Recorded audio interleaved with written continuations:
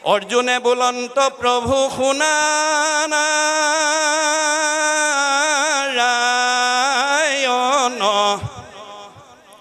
অভকতৰ কি গুণ অতি প্ৰয়োজন। এই তিনিটা আখৰ বাদেও আৰু প্ৰয়োজনীয় গুণ কি থাকিব লাগে প্ৰভু মোৰ আগত কোৱা। ঈশ্বৰে কহন্ত সখী শুনা